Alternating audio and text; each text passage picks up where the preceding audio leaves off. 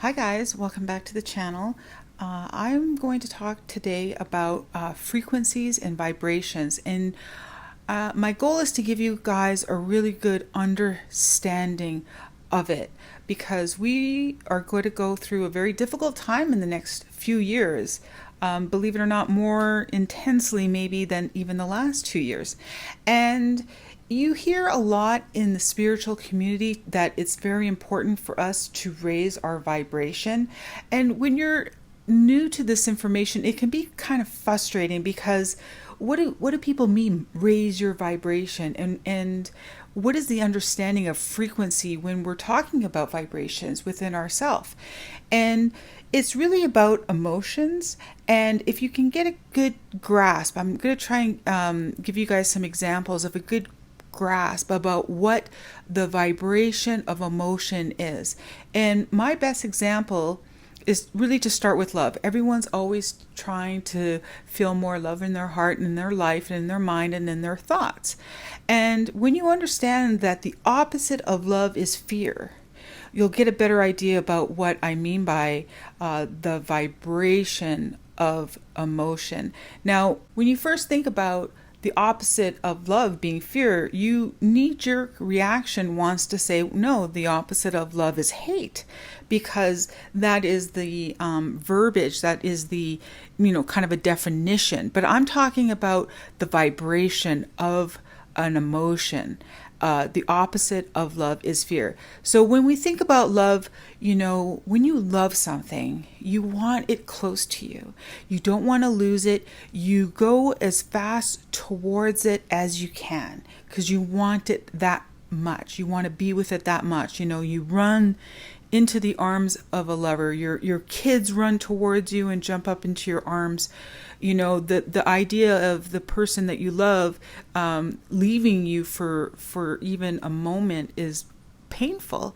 You want to protect it. You actually have a fear of losing love when you want it so much. And even in soul families, like, when you love someone so much, it's almost like okay for you guys to inhabit the same body.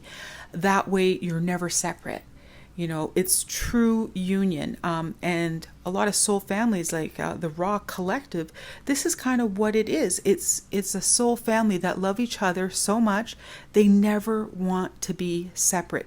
And they end up pretty much occupying a collective together, so they are never separate from each other.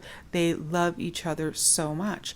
So, if you think of hate, you're still kind of going towards something, but just with a different emotion. But fear is like a snapping rattlesnake, striking. You are moving in the opposite direction as fast as possible. There's nothing moving away from something faster than fear. And that's what I mean about the opposite of love is fear vibrationally. So if you think of any emotion having a movement, the frequency of it, it is the opposite. There's just nothing that will separate things more than fear. And you see this over and over again in our society. Just with this last, medical issue that the world has been experiencing, it was using fear as a weapon. They did not want us being together. They didn't want closeness. That's the feeling of love, of union, right? So they used fear to keep us separate. Just with this last issue we were dealing with. But it gets used, like the people that understand and know this, people in power, very much use the vibrations of emotion to control. Like for governments using war, like they would get the people at home, like us, to fear the enemy. We are so scared that they're going to come here. We just want to be as far away from possible. We want them far away. We want them just not to exist. But you can't do that to the army, right? You could do that to the people at home for your cause, but for your army, you would want your army to hate the enemy, not fear the enemy. Because if they feared the enemy, they wouldn't be able to go towards it to kill them. right? But if you get them to hate the enemy, then they can move towards them to kill them, right? So they use emotion, the vibration of emotion, with different groups to get what they want. And this is also demonstrated in a lot of religious groups. You know, a religion doesn't really work for the kind of power that a religion wants unless they have something to fear. So they get you to love God and fear the devil. They need a Luciferian enemy to fear. And they also use this with like shame. Shame is very low frequency. Some people even cause it to be more than fear, or almost at the same level as fear, because shame is a very recoiling movement vibrationally. Like you almost collapse in on yourself, you retract from whatever it is. So religions use shame very much with the things that they do in order to control you. You know, they make you feel shame for, say, wanting sex before marriage. That's a mechanism of control. And so, as you know, you can look online and there's many charts, and there's, you know, everyone puts it like a certain spin on it, but there's always a theme.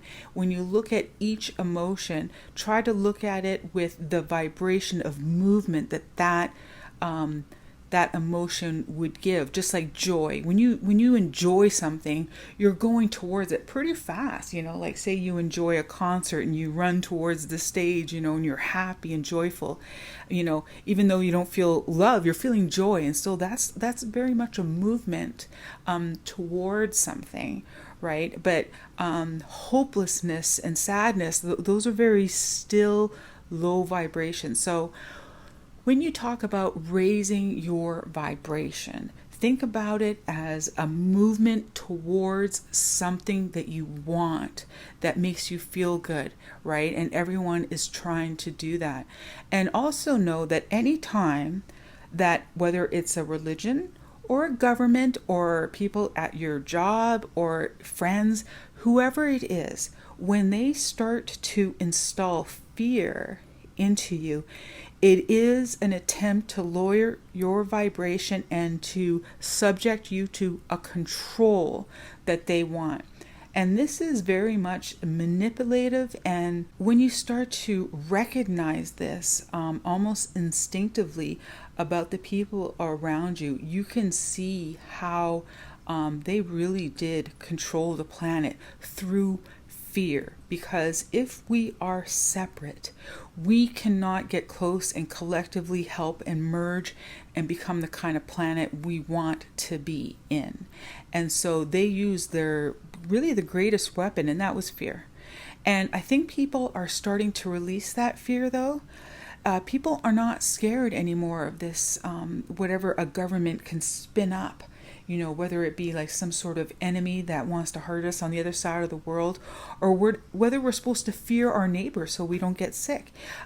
People are starting to really wake up and to the realization that it was a manipulation, and everyone is slowly starting to release their fear. So anytime that you want to raise your vibration, it's just as much about releasing the tether of fear as much as it is important to move towards love and feeling that, because it's really hard to move towards love when you have an anchor of fear wrapped around your waist, right? So you releasing your fear, because everyone says, oh, you got to raise your vibration and you got to go. Well, it's really hard to feel love and joy and happiness with the world that it's in right now, and especially the transition that we're going through.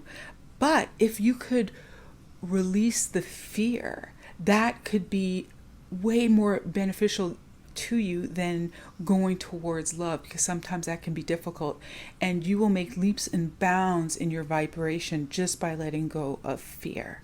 And you know, and I wanted to make this video just because I can really feel the struggle some people are having right now. And I wanted to just share the concept and the understanding of vibration and emotion, and raising your vibration and having an understanding of its movement. And that's how you'll know you're moving in the right direction. So it's about analyzing kind of our emotions, our intuition about where we are and where we want to be and how we move in that direction. And it gives you better guidance because our emotions are our guidance system in this life. It's not our thoughts, it's our emotions. And then our thoughts can interfere, like, no, I'm supposed to be scared. Like everything on the news is telling me I'm supposed to be scared. But I don't want to feel fear, and I'm not scared when I'm sitting in my house or if I look at the world. Like, I don't feel fear, but I've been told to. So that's the battle that's going on between our mind space and our emotions. So I'm just want to let you guys know to trust your emotions. They are your best navigational system through this next few years that we're going to go into. And so it was a great question that I saw in one of the videos. So please leave me more, and I'll do my best to answer them. And I'll see you in the next video, probably moving on with book 3 for the Law of One. Thanks, guys.